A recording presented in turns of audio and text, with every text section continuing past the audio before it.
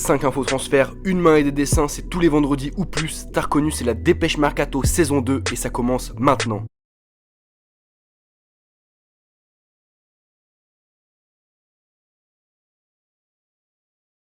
Salut l'équipe, je voulais tout d'abord vous remercier, on vient de passer la barre des 100 000 abonnés cette semaine, donc vraiment je suis super content, super heureux que ça marche autant, que ça vous plaise autant, et donc merci à tous les gars pour votre soutien sans faille, j'espère que ça continuera longtemps. Mais bref, on commence avec l'habituel quiz du début de vidéo. La dernière question était sur les 5 plus grosses ventes réalisées par un club français, combien ont été faites par l'AS Monaco. C'était une question assez complexe, les réponses ont été très dispersées de votre part entre les 4 propositions, mais les réponses étaient bel et bien 5. Et oui les gars, l'AS Monaco a bel et bien réalisé les 5 plus grosses ventes de l'histoire de la Ligue 1, et donc comme on le voit c'est assez fou, et c'est dû à leur projet d'acheter des joueurs assez jeunes et de les revendre très cher une fois qu'ils ont atteint leur potentiel. Bref, la question d'aujourd'hui est la suivante: de quelle année date l'arrêt Bosman? Un arrêt, on le rappelle, fondamental dans la mise en place du marché des transferts tel qu'on le connaît aujourd'hui.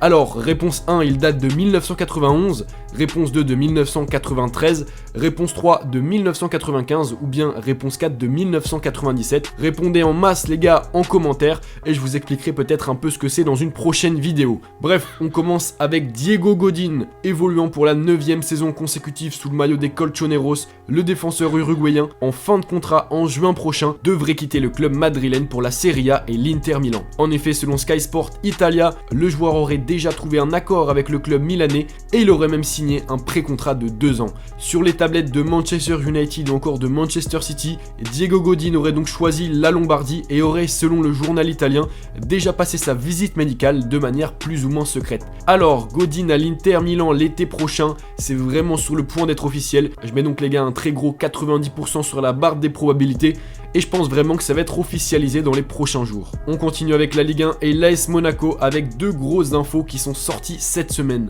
Tout d'abord à propos du poste d'entraîneur. En grande difficulté cette saison, aussi bien en championnat qu'en coupe, le club de la Principauté a officiellement hier mis un terme au contrat de Thierry Henry sur le banc d'entraîneur. Et selon l'équipe, les dirigeants monégasques lui auraient déjà trouvé un successeur en la personne de Leonardo Jardim. Un choix, on va pas se le cacher, assez surprenant étant donné que Jardim a été licencié par le club monégasque il y a seulement 3 mois.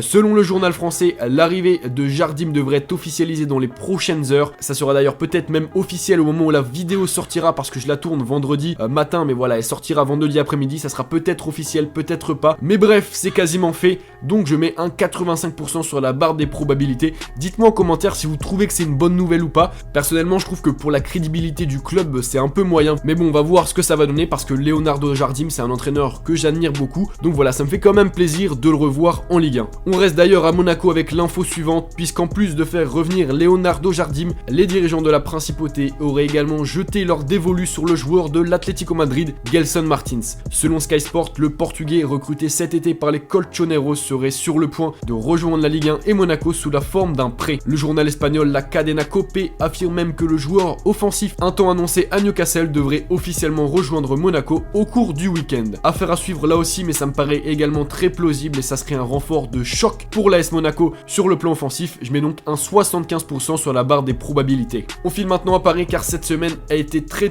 mouvementée du côté du club de la capitale. Sur le point de faire signer Frenkie de Jong en début de semaine, le PSG a finalement vu le joueur néerlandais s'engager avec le Barça, de quoi d'ailleurs remettre largement en cause le travail d'Antero Henrique, le directeur sportif du club, qui pourrait d'ailleurs être remplacé à la fin de la saison par Arsène Wenger, mais pour le moment c'est juste des rumeurs, donc rien n'est sûr. Et donc pour pallier à ce non-recrutement de Frenkie de Jong, Paris aurait accéléré les négociations avec Alan de Naples et surtout avec Leandro Paredes du Zénith Saint-Pétersbourg. Alors pour le premier, pour Alan, plusieurs journalistes italiens, notamment Carlo Alvino, l'avaient annoncé sur le point de signer à Paris en début de semaine autour d'un transfert de 100 millions d'euros. À les écouter, Alan allait vraiment s'engager à 99% cette semaine avec Paris, mais ce matin, je rappelle qu'on est vendredi pour ceux qui regardent la vidéo un peu plus tard, bref, donc ce vendredi matin, il y a eu un gros retournement de situation dans le dossier Alan, puisque les journalistes qui l'avaient annoncé un peu plus tôt, officiellement quasiment au Paris Saint-Germain, se sont rétractés et ont finalement annoncé que le joueur brésilien de Napoli devrait rester encore cette saison en Italie. En revanche, Leandro Paredes devrait bel et bien lui s'engager avec Paris dans les prochains jours, voire dans les prochaines heures, à en croire notamment l'équipe qui annonce un transfert de 40 millions d'euros pour le joueur argentin autour d'un contrat de 4 ans et demi, contrat s'élevant à 4 millions d'euros par an. Leandro Paredes devrait d'ailleurs passer sa visite médicale aujourd'hui à Doha et devrait donc officiellement s'engager à Paris dans les prochaines heures. Encore une fois, gros pourcentage sur la barre des probabilités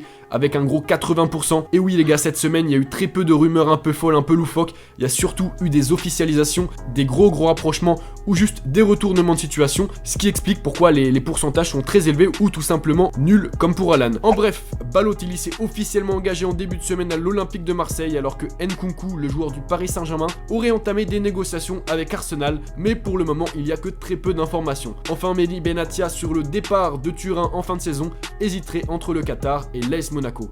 Et donc voilà les gars, c'est déjà la fin de cette vidéo, j'espère que vous avez appris des choses, c'est vraiment le principal. On se retrouve très rapidement pour une autre vidéo. On n'oublie pas les gars, si vous voulez commander un maillot, si vous voulez commander des jogging, des maillots rétro ou même des chaussures, allez sur SkyGoal, le lien est dans la description, vous avez 5% de réduction avec le code VALFOOT, 3 maillots achetés, le 4e est offert et la livraison est gratuite. Bref les gars, on se retrouve très rapidement pour une autre vidéo. J'ai pas fait de vidéo pour en parler parce que voilà, je m'en sentais pas vraiment capable, mais je tenais vraiment à adresser toutes mes pensées à Emiliano Sala, à sa famille et également à la famille du pilote les gars. Voilà, c'est un drame, une tragédie qui touche le monde du football en ce moment, il faut vraiment qu'on soit tous unis, c'est assez effroyable ce qui se passe, donc voilà, j'ai pas voulu faire une vidéo entière sur ça, mais je tenais quand même à rendre un petit hommage au joueur nantais, d'autant plus qu'il a joué à Caen pendant quelques saisons, donc je l'ai vu évoluer sous le maillot de mon équipe préférée, donc voilà, je suis très touché par ce qui se passe pour Emiliano Sala. On se retrouvera tout de même pour une prochaine vidéo les gars, je l'espère dans de meilleures conditions. C'était Val, peace.